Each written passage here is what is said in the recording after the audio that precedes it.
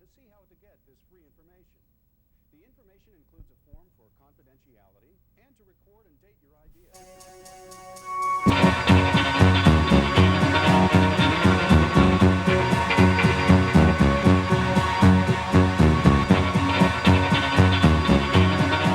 Live from the Mecca of Mormonism, Salt Lake City, Utah.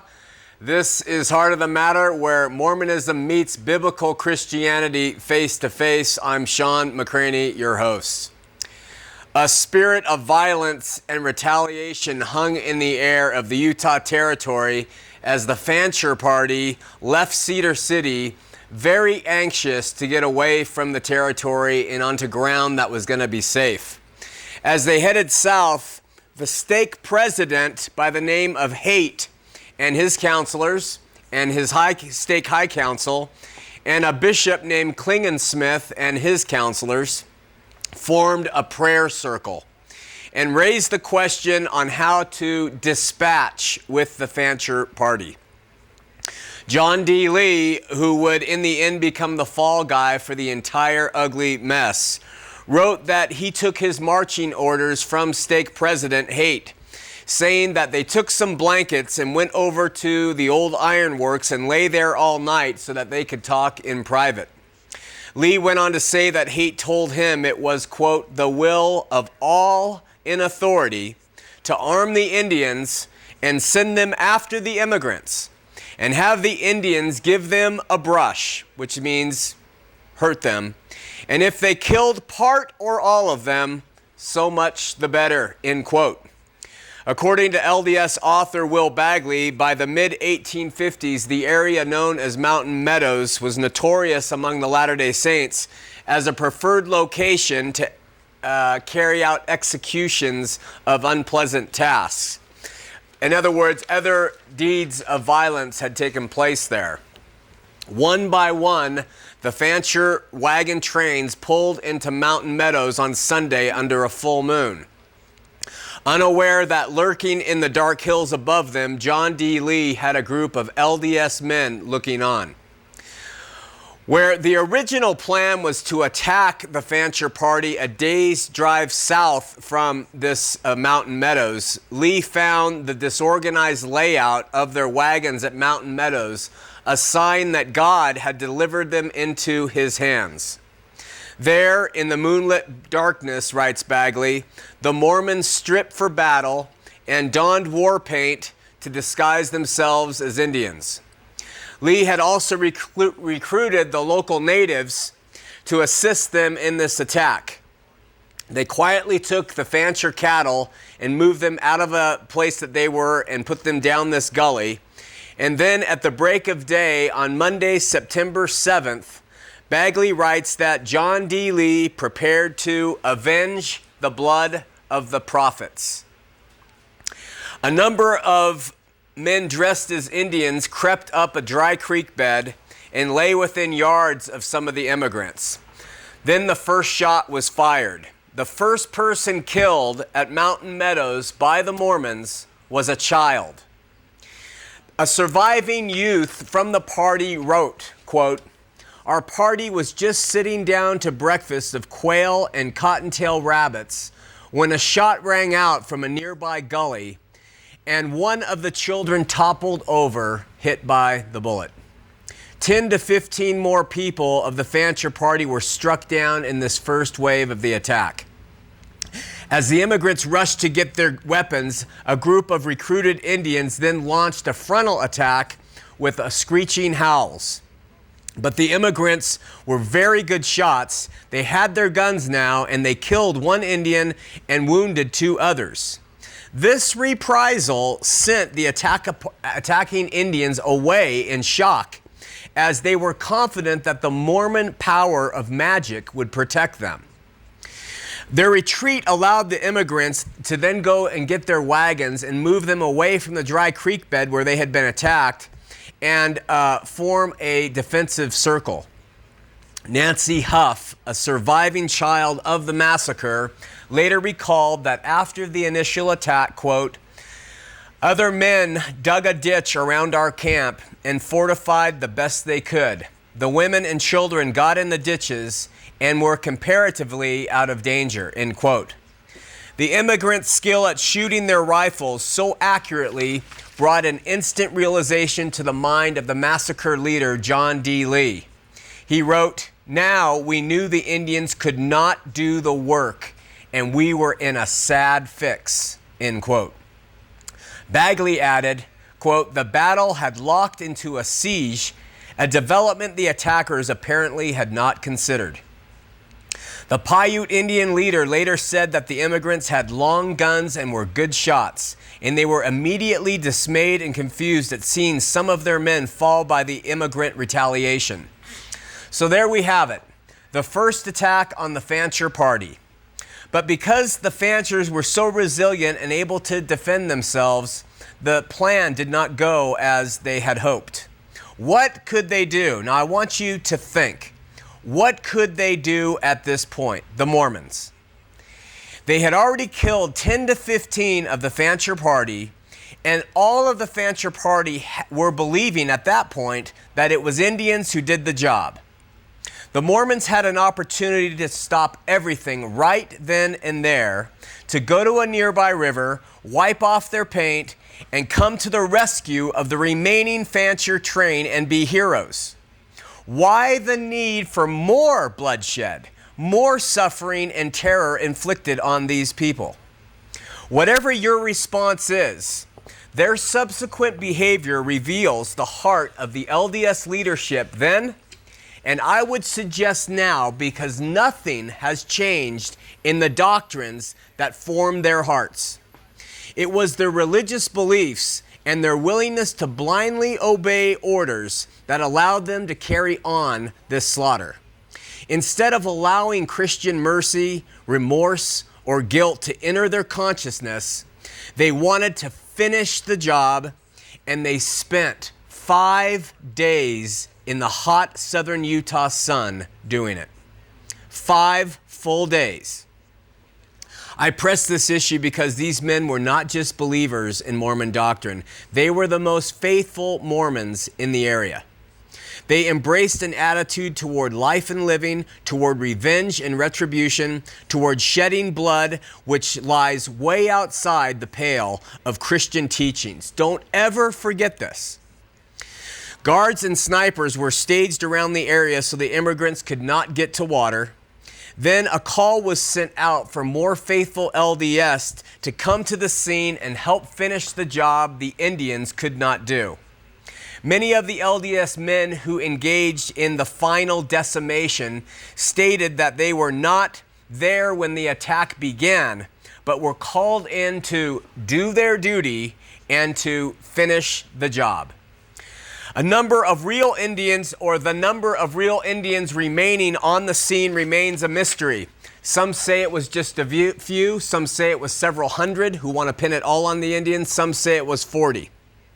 Where the Mormons later painted the Indians participating in the massacre as crazed savages howling for blood, Bagley notes that the actions of the whites, the Mormons, shocked the Paiute Indians.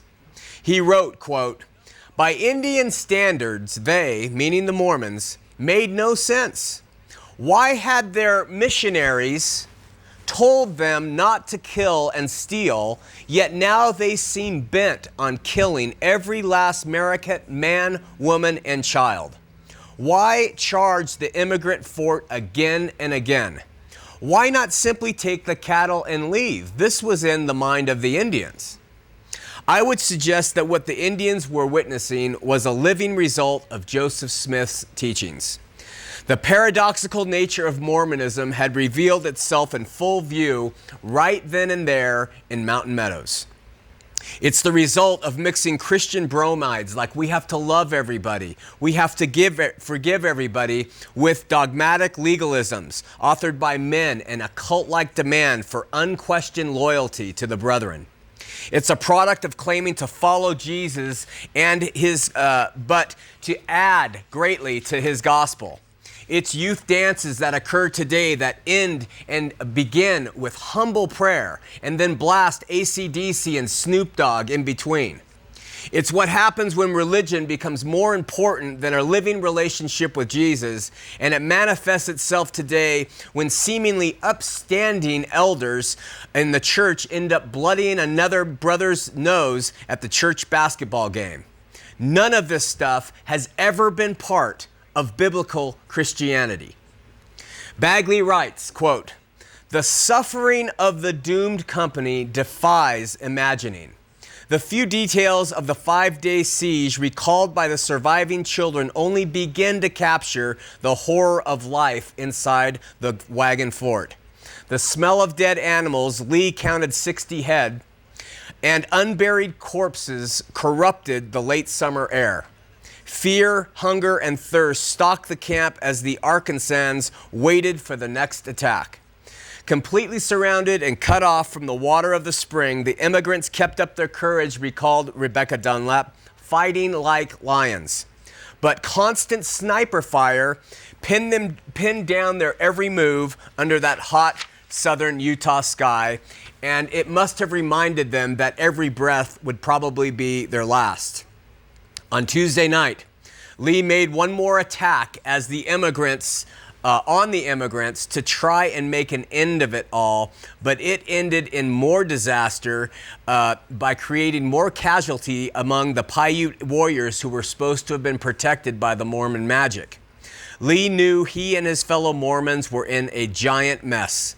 LDS councils were called, prayers were said, and LDS leaders tried to heal wounds the Indians had with their magic oils and prayers, but to no avail.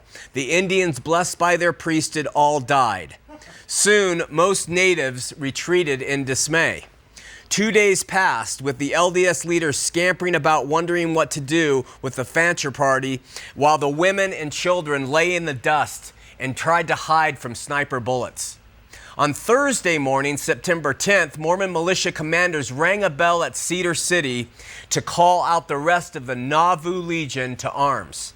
Bishop Klingensmith later admitted that the general militia was called out, quote, "for the purposes of committing acts of hostility against the immigrants," end quote. Bagley notes, however, that this was no general call-up of the general militia, as Bishop Klingensmith states, but it was more of a call of known loyalists of the LDS Church who were taken from the upper echelons of several companies, each, according to Bagley, having sworn the temple endowment oath to avenge the blood of the prophets. Upon arriving at a ranch just outside of Mountain Meadows Thursday night, these faithful LDS leaders gathered together for a priesthood council.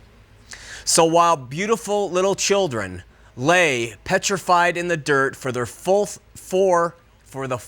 full straight day and the third full straight night, listening to their mothers cry over the death of their daddy or their brother or sister, LDS leader Higbee opened this priesthood meeting with a prayer and invoked the Holy Spirit to be present with them.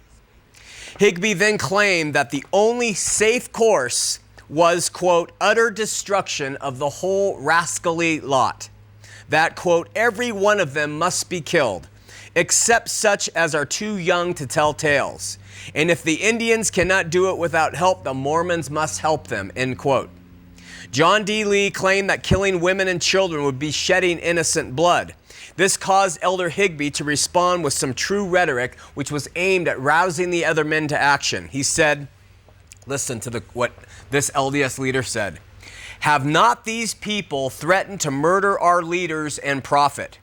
And have not they boasted of murdering our patriarchs and prophets, Joseph and Hiram? Now talk about shedding innocent blood. Why, brethren, there is not a drop of innocent blood in that entire camp of Gentile outlaws.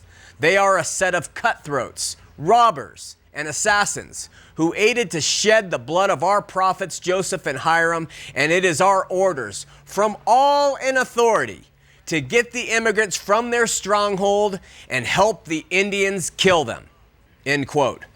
The council then formed a prayer circle, like the prayer circles they form in the temples today, and again invoked the Spirit of God to direct them in this manner. Now, LDS people are always stating that personal revelation is far superior to the biblical teachings that we find in the New Testament of Jesus Christ and other apostles. Here is a perfect illustration as to why this perspective is so entirely warped. What was the result of these men praying and invoking the Holy Spirit to come and tell them what to do? The council on the field voted that in the morning, which would be Friday, September 11th, a little before daylight, they would set to kill them all. Nephi Johnson reported that John D. Lee actually wanted to let the immigrants go at this point, but Lee accepted Stake President Haight's orders to clean up the dirty job he had started. Lee wrote, quote, "It was the wish of all the Mormon priesthood to have the thing done, believing that all the Gentiles were to be killed as a war measure, and that the Mormons, as God's chosen people, were to hold and inhabit the earth and rule and govern the globe," end quote. Listen to that mindset. They killed to satisfy the blood oath they had taken in the temple. They killed because they wanted to show the Gentiles not to mess with Utah, a sovereign territory, and they killed as God's chosen people who were, in Lee's mind and everybody else's, to inhabit and rule and govern over the globe. This idea has not changed. This claim and the actions that followed are consistent with everything the LDS believed then and what they continue at the top to believe today. In my opinion, we can expect this history to repeat itself in some manner someday. By Friday morning, less than 24 men remained in the Fancher party to defend the circled wagons.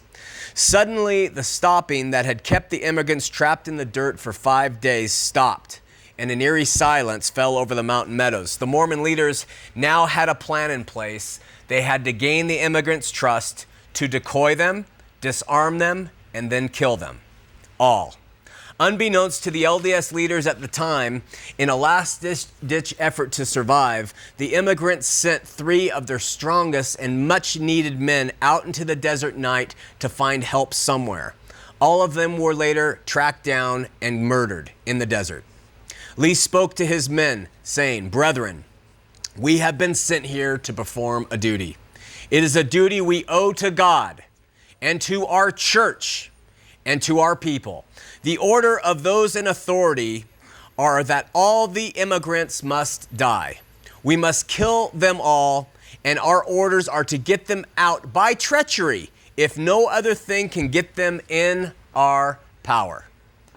Lee then had a very difficult job, and that was getting the Fancher party to trust him. Bagley writes, quote, "It was unimaginable to the Arkansans that the Mormons planned treachery on such a scale. The immigrants simply could not believe that professed Christians could execute such a diabolical scheme," end quote.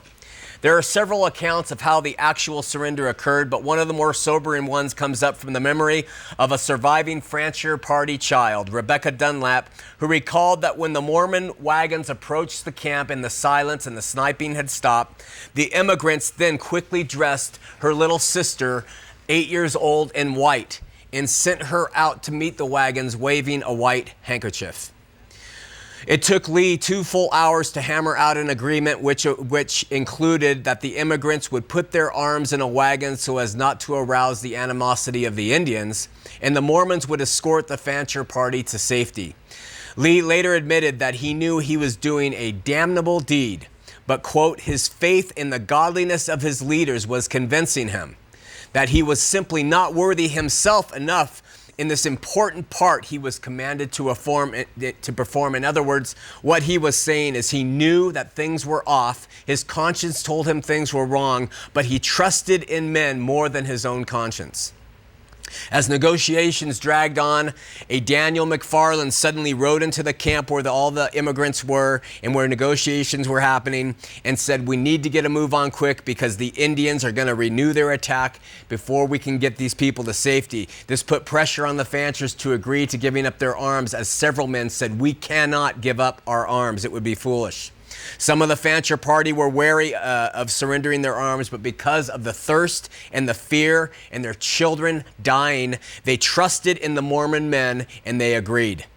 Lee divided the party into 3 groups and gave them marching orders. In the first wagons were the youngest, littlest children and some wounded men. In the second wagons were more wounded men, older children, and the women. In the second set of wagons. And in the third set of men walking was all men. And the first 2 groups and their wagons were sent out, and they were told, march out, and you're going to see a line of Mormon militiamen standing there for your protection. Walk out to them and walk past them. So the first group of little children in the wagons went past that group. And then the women and the older children went past that group. And then the men came to this waiting line of Mormon militiamen, and the militiamen sided up one with each Fancher man and began to march. This caused the Fancher men to cheer as soldiers, as they thought the Mormons were acting honestly. Bagley notes, listen, none of the men in the Mormon Guard ever described their feelings as they received the cheers from the Arkansas men and escorted them up the field. None of them ever described what it was like to accept the trust of men who they would soon murder in cold blood. As the children's wagon pulled further away, Mormon John Higbee marched the men to a smooth open space at the side of the road and shouted, "Halt!" The Mormons stopped, the Fancher men stopped, and Higbee shouted, "Do your duty," or possibly, according to Bagley, "Do your duty to Israel." The Mormons shot each male in the Fancher party dead. Bishop Klingensmith is the only one who ever admitted to participating in this part of the killing. When asked if he hit his men, he replied, "Of course I did." One of the men looking down the knife of LDS leader Higbee is quoted as saying, "Higbee, I wouldn't do this to you," which implies that he knew who Higbee was, and he was probably one of the backouts that we talked about last week. Higbee replied, "You would have done the same to me or just as bad," and he slit the man's throat from ear to ear. Women and men, with all the men now dead, the attack was then opened upon the wounded men in the wagons, the women, and the children. It was here that the call to attack was made to the Indians, real Indians and the Mormons dressed like Indians, and they came out of the brush like wild savages. Bagley reports every part of the field of attack witnessed its own special horrors. 4-year-old survivor Nancy Huff reported that, quote, "I saw my mother shot in the forehead and fall dead. The women and children screamed and clung together. Some of the young women begged the assassins not to kill them, but they had no mercy on them, clubbing their guns and beating out their brains," end quote. Other children gave just as horrific accounts. One spoke of watching the Indians slay a baby in his mother's arms and then turn the knives on the mother. Another boy, Emberson Tackett, recalled offering his little new coat to a man in exchange for his life. It must have worked.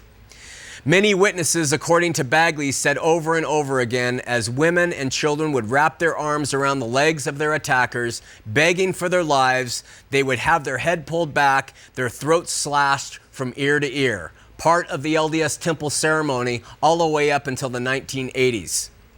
Bloodlust seemed to consume most of the participants, causing them to hew down as many people as they could find in one go.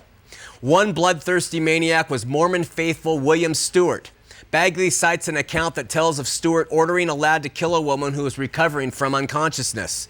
The boy refused, and Stewart drove a Bowie knife to the hilt of her body as she stood to her feet. As years passed, Stewart was said to boast how he, quote, "took the damn Gentile babies by the heels and cracked their skulls over wagon tires." Another Mormon murderer, George Adair, when drunk, would, quote, laugh and attempt to imitate the pitiful crushing sounds of the skull bones as they struck the iron bands of the wagon hubs. When a man named H.L. Halleck passed through Utah in December of 1858, Paiute Indians reported to him that Bishop John D. Lee was, quote, like a wild beast who had just tasted fresh blood, that he, quote, was turned into a demon. Let me remind you, these heinous acts are the result of doctrine, made by men, of obedience, made to men, of a religion focused on men, by men. When the massacre was over, Nancy Huff, who was a child, reported what Bagley called a sadistic ritual, the execution of a final young girl in view of all the surviving children. Said Huff, quote, "At the close of the massacre, there was 18 children still alive. One girl, some 10 or 12 years old, they said was too big and could tell. So they killed her, leaving 17. When the work was done, John D. Lee instructed Samuel Knight to take his wagon off the road and dump the butchered bodies out. He did. When the bodies lay strewn over the land, Mormon leader Higbee directed the men to search the dead for their valuables. It is believed that the bodies were left there when they died and then were stripped of all their clothing by the Indian women in time and then torn apart by animals, scattering their bones all across the area. The Mormon commanders assembled back on a local field and addressed their men. Lee said Higbee and Bishop Klingensmith made speeches and ordered the people to keep the matter secret from the entire world, not to tell their wives or their most intimate friends. Lee added, "We pledge ourselves to keep everything related to the fair a secret during life and to always insist that the massacre was committed by the Indians alone." Bagley notes the once surviving children were moved to a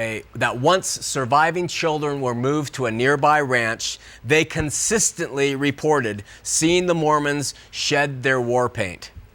While playing marbles a few years later, with Josiah Gibbs in 1859, little Christopher Carson Fancher cocked his head to the side and said, "My dad was killed by Indians.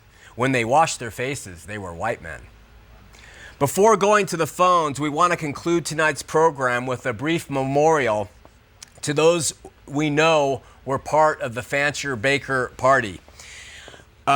We apologize for any names we may have missed. May their brutal murders serve as a constant reminder to Mormon people everywhere that their non-Christian doctrines and practices caused these deaths, and not one of those doctrines have been officially changed yet. Let's show the clip. Brief memorial to those we know were part of the Fancher-Baker party. We apologize.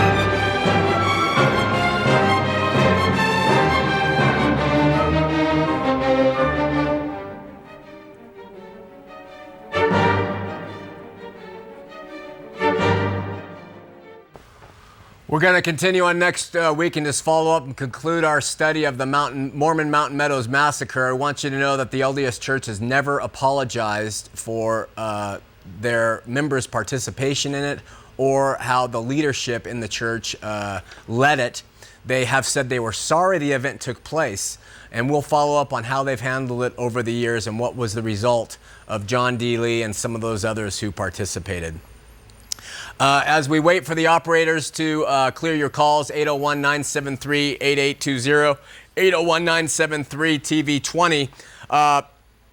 As our ministry grows, especially as getting more and more viewed on the internet and by people around the world, rumors pop up. And so I thought I would just take time right now and address some of those rumors. The first rumor is that our financial support from Calvary Chapel, Costa Mesa has ceased. This is simply not true. Nothing has changed. It has not altered at all. They stand behind us as much now as they always have.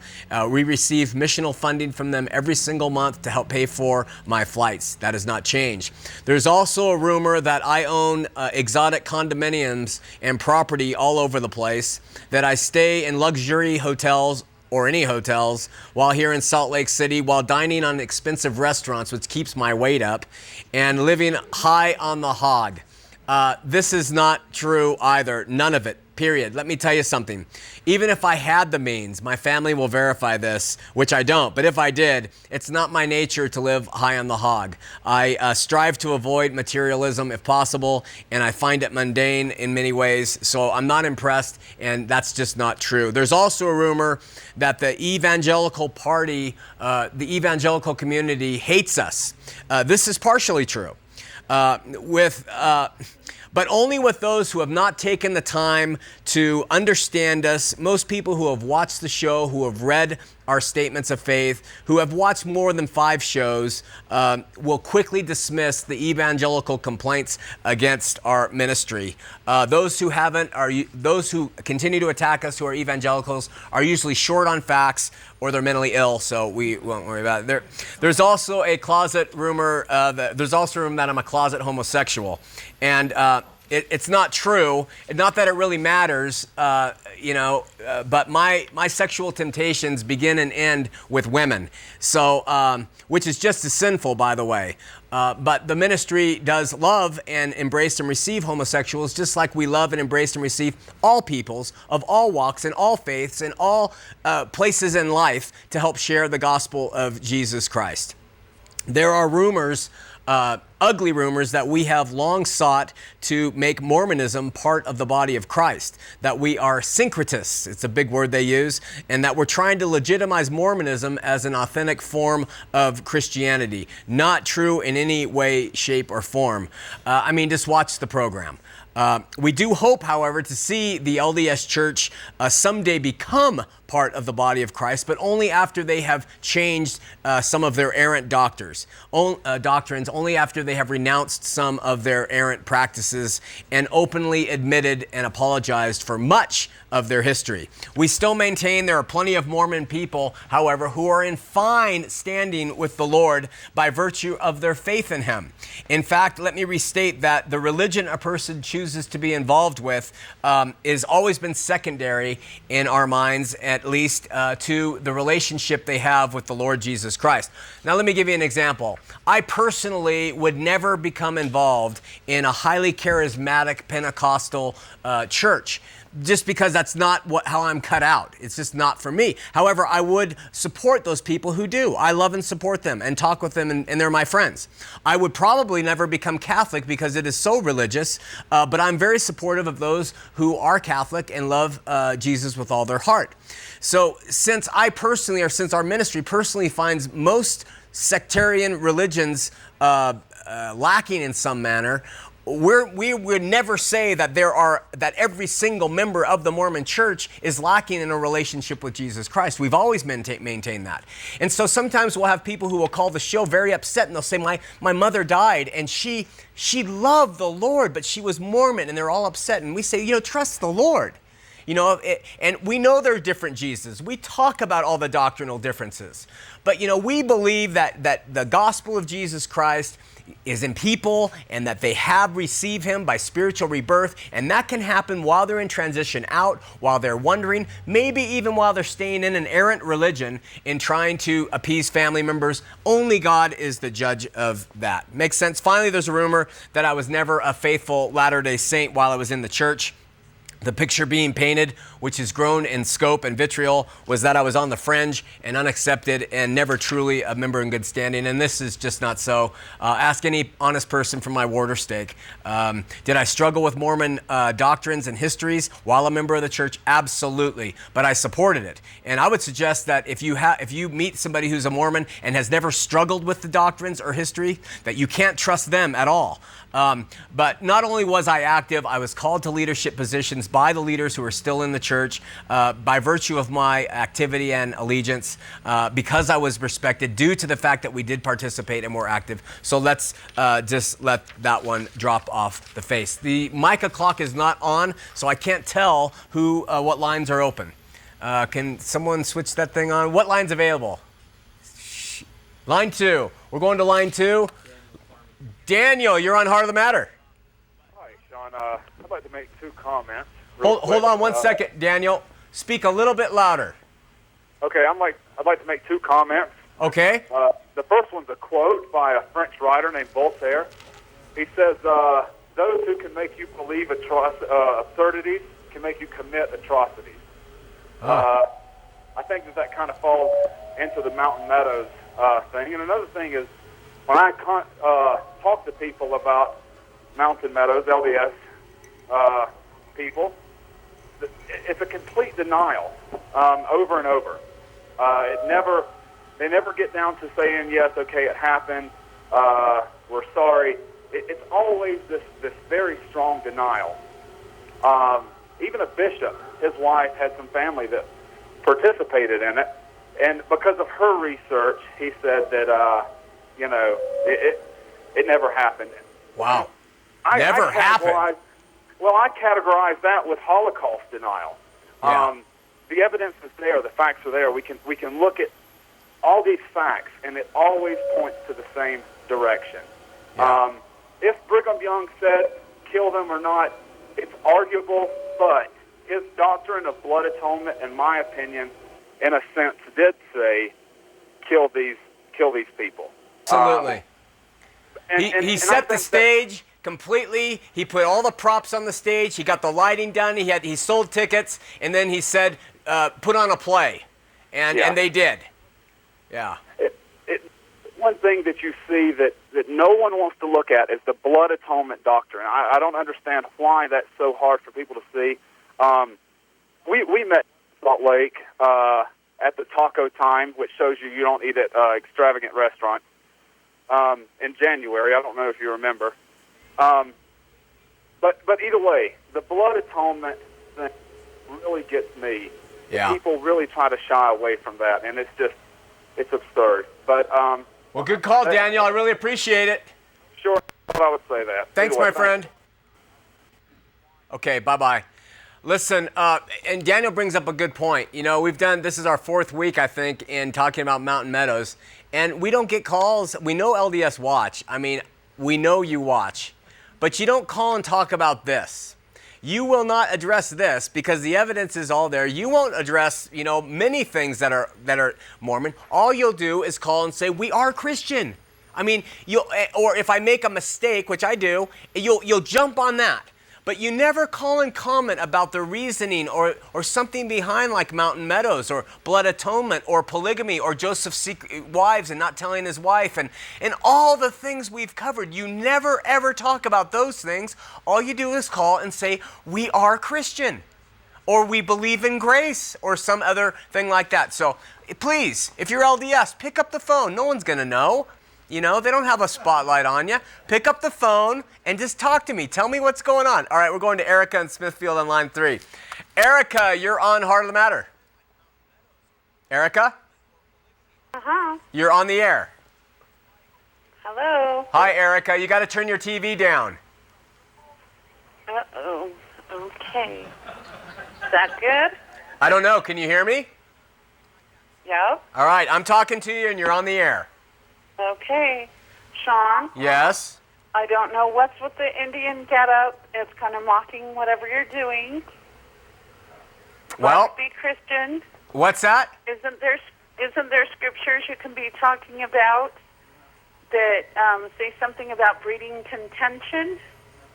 Well, actually, this is a visual representation of Mormons, on one part of them presenting the goodness, and the other side showing the savagery that they perpetrated at Mountain Meadows.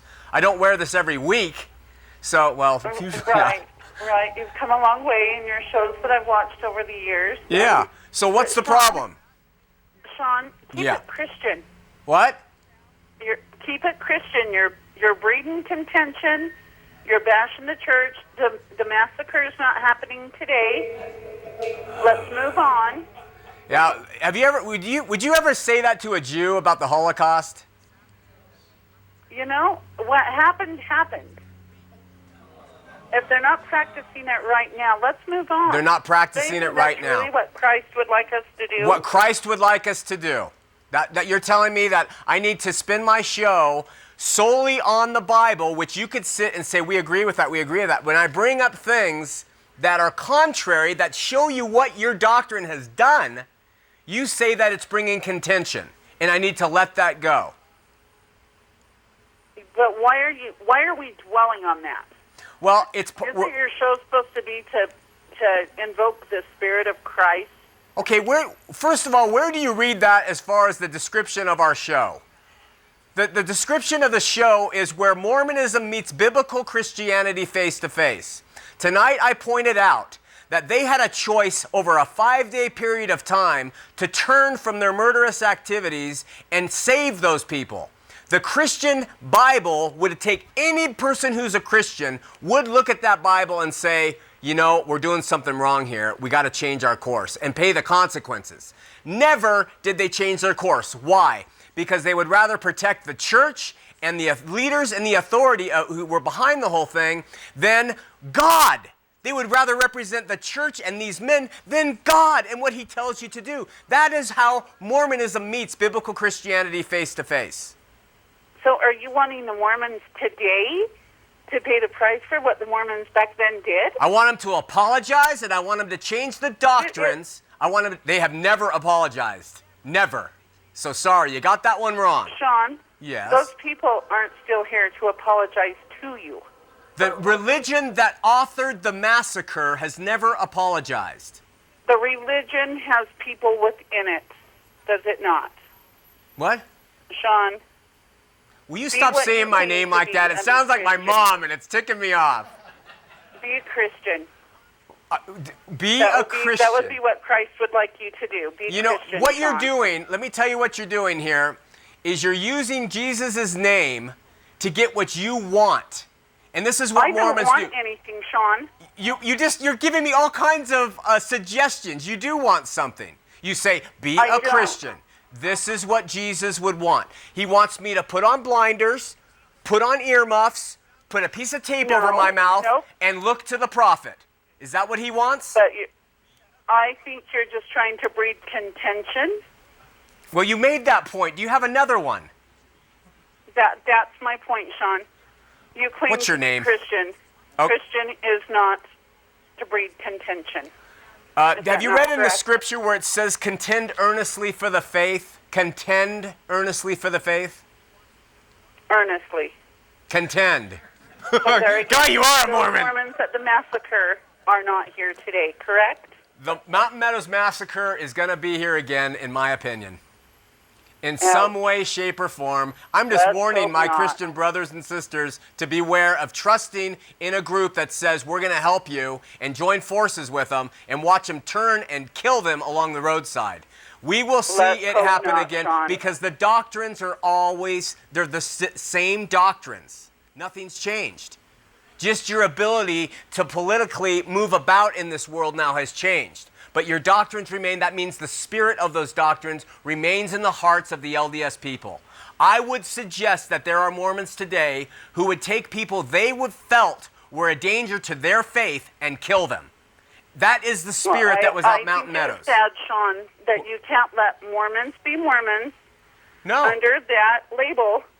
No. Because all Mormons don't do the exact same thing. Is that not correct? Mormons claim they're Christians. Please be careful how you label the religion and the people that are within it. Wait, Mormons say they are Christians.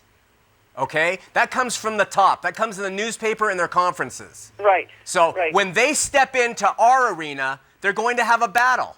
You think we should just sit back and just say, well, you say you're Christian. Come on in, join the party. It's never been that way. Jesus said you're going to lose your life for this stuff. You're going to separate families. Fathers and husbands and sons and daughters will go against each other for my sake. Do you get that? Or do you just think it should all be, let's just all get along? Do ya? Wow. Wow, what? Why the hostility? Because you're making me mad. That's why the Okay, hostility. I'm sorry, Shawn. That's not my intention. I'll hang up. Okay, you hang Good up. luck Thank to you. Okay, Erica. Bye. Besides, I'm an Indian tonight. I can be a little angry. By the way, I am part Indian, so there's no disrespect to the Indian people. All right, we are going to Paul in Salt Lake City, first-time caller. Paul, you're on Heart of the Matter. Hi, Shawn. I had 2 questions. Okay. Speak up. I'm sorry? Talk loud, please. Okay, I had 2 questions. One, regarding the Mountain Meadows, I read a book that said that the settlers who came through put poison in a river and killed cattle of Indians. Yeah, the first account of that, Paul, came 15 years after the massacre. And so Bagley believes that was conjured up as a way to excuse the murders. What about Juanita Brooks? Same. Juanita Brooks, I believe, comes to the same conclusion about the Corn Creek poisoning of the water and the cattle there that killed the Indians. So that was basically made up? Yeah. Then? Yeah. Okay. And also, on a different matter, I've struggled with my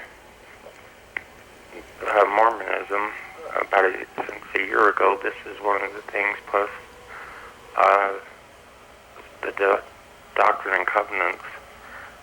I just started questioning, and your show has helped by, I don't go in looking to disprove or prove your thoughts. It's to disprove them.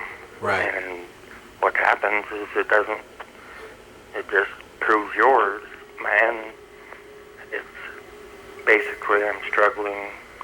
I want to get out of this religion. I basically wondered how you received your moment where you were driving and you stopped on the side of the road and realized, and the consequences. Let me stay on the line. Let's let the operator get your address, and we'll send you the book, and it tells you the whole thing. And maybe that will help, and then maybe we could talk through email or meet someday. Okay, I appreciate that. Thank you. Stay on the line, please. Okay. Okay, thanks. Hold. Can someone pick up line 1? We're going to Elijah on line 2 from Boise. Elijah, you're on Heart of the Matter. Hey, Shawn. Hi, Elijah. Hey, I just wanted to mention I noticed a lot of parallels and similarities between Islam and Mormonism as far as that vengeance, dangerous beliefs there. Absolutely. And I also wanted to mention a lot of those, like Nelson was saying, rituals and stuff they do seems very Masonic to me. I just wanted to know your opinion on that, and if you see the parallels between Mormonism and Islam and the ritualistic, paganist type similarities between Mormonism and Masonism. Thank you. Okay, Elijah, thanks for the call. You want me to answer? You want me to answer offline? Huh? You want me to answer while you're on the phone? Yeah, sure. Okay.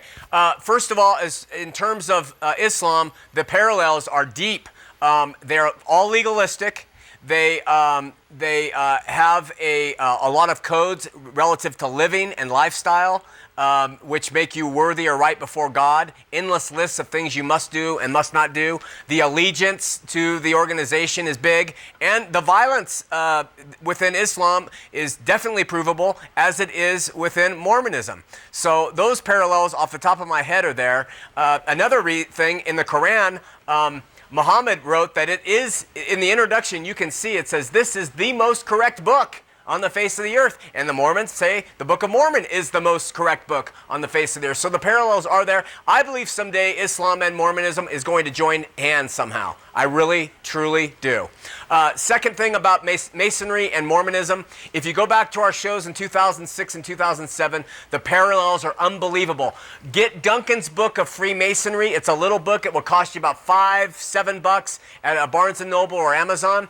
And just if you go through and you read that, and the parallels to Mormonism's rituals in the temple and what Masonry was back in the 1800s are unbelievable. So absolutely those rituals came from Freemasonry, which too was a violent organization. Thank you for the information. All right, Eli, thanks for calling. Thank you. God bless. God bless you. Bye-bye. We're going to Miguel in West Valley City. Miguel, you're on Heart of the Matter. Hey, how you doing, Shawn? Doing well. How are you? I'm doing pretty good. Hey, I just wanted to tell you, I got a friend that lives down in St. George, and it's no big secret what's going down, or what, about the Mountain Meadow massacres. And also, I rented this movie called September Dawn, and for like the first 2 or 3 days that I talked about it to friends, all I could do was cry. It's such a, I couldn't believe that they killed women and children as they were running from them. It was just a terrible, terrible, terrible scene. So I highly recommend the movie to people to watch it and see what they get out of it. But yeah. Okay, thanks, Miguel. Yeah, I saw September Dawn in the theater. Amazingly enough, it played here. And I remember there's a few things on there that aren't so correct. And I remember Sandra Tanner at utlm.org telling me that there was a couple things in there she thought were off. But otherwise, yeah, it was a pretty interesting movie. And it did show a lot of things that I wasn't aware of, and many other people weren't too. So if you can rent it, you can rent it in a video store now? Yeah, you can. I rented it at a couple. I've seen it in a couple different places. One more thing I want to tell you, Shawn, talking about movies. I don't really recommend this movie. It's pretty violent, but there's a movie called From Hell. It's the story of Jack the Ripper, and in that movie they show them doing Mason practices. Wow. That are just like in the temple, where they slice their throat and they cut their bowels. Yeah. And I was shocked because it was Mason. All Masons. Same stuff. All right, thanks so much, Miguel. All right, God bless, man. God bless you. Bye. Bye-bye. Just ask yourself, what are the differences between the Mormons that were here under Brigham Young and the LDS people today? We could say culture. We could say the LDS Church today is more affluent. We could say maybe they are striving more to be more Christian and not so separatist. But in the end, there is no difference in the belief system. And this is what's important for you to understand. The doctrines and belief systems are equal. Therefore, the same beliefs, the thing that produces the responses that you had at Mountain Meadows and here in the Utah Territory, and the violence and the secrecy and the standing up for the church and the brethren at all costs, continues to abide in the hearts of faithful Mormons today. There's no difference between those two. And so you have to, this is why we examine, as that caller from Smithfield wanted to know, why are you doing this? We want to show that nothing's changed. And they have just moved on as though it was their right to take these 120 lives and leave their blood and bones and everything else there and to move on. And you just, don't bother us about that. That's not fair, Okay, so we're going to line 3. All lines blinking. I have line 2. No? No lines? We got 4 lines. All right, let me see here. Please note that on July 11th, 7/11 in Logan, Utah, we're going to have our annual open water baptism. And we're going to give you more information on that. It's a beautiful setting there, Riverside. and a beautiful river. We have this spot that we did it last year. Everybody's welcome. You can be baptized by anybody. If you want to bring your pastor to baptize you or whoever, that's fine with us. But it's an open water, heart of the matter baptism. We invite you to attend. We'll give you more information at www.hotm.tv. That's where you can watch the shows, archives, etc. We're going to Shirlene in Honeyville on line 2. Shirlene, you're on Heart of the Matter. Hello. Hello. Yes, I have a question for you. Yes, Shirlene. It's funny watching on the television. You're talking, but you're not talking to me. Yeah, don't watch the television. Is this Shawn? It is. Okay. It seems to me that the Israelites did the same thing, went into other countries, nations, whatever they were called at that time, and killed every man, woman, and child, and even the animals. How is that justified? Well, a couple things. First of all, the people who Israel came in and slaughtered, they would do things like sacrifice their babies to Molech, and they were heathen, paganistic people, and God said, "You are my chosen people. I want you to go in and wipe them all out because they are all they've all been degraded by the practices that they've incorporated into their lives." Now, what justifies it, I don't know, except God telling them to do it. But here's the difference, and it's a very important difference. Jesus came, and he suffered for the sin of the world, and he brought peace and forgiveness and mercy and kindness. And post-Jesus, he says the work is finished, I've done it, believe in me. Post-Jesus, the Mormons have reenacted some of the same barbaric acts that they read about or in the Old Testament, or they thought were justified by virtue of their doctrines. So there's a major difference in that the LDS, yes, if they're an Old Testament religion, that's one thing. But if they say they believe in Jesus Christ, all you got to do is read his teachings and you'll see nothing they did, nothing was justified. Does that help? Yes, that is very true. Now, I know one time you said that his name was not Jesus. Is it Yeshua? Yeah, Yeshua. Yeah. Yeah, and I know that names have very significant things, and so maybe we should refer to him as Yeshua, which I will. Yeah. And I know that he did come to teach us about our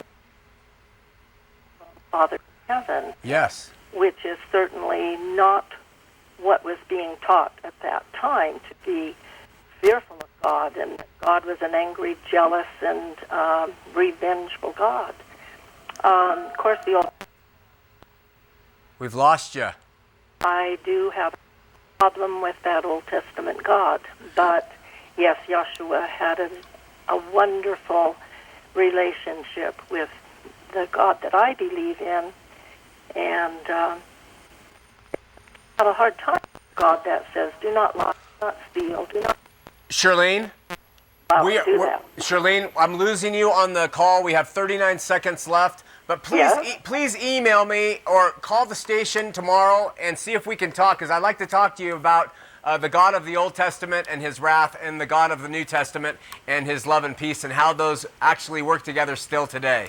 So I'm sorry I got to let you go. We'll talk again. Listen, tune in next week. We're going to answer, we're going to give how the LDS have responded, what they did with John D. Lee, and how they've erected a monument since to the, and what Gordon B. Hinckley said, that absolutely unbelievable comment Gordon B. Hinckley gave in response to Mountain Meadows. We'll talk to you next week here on Heart of the Matter. Woo!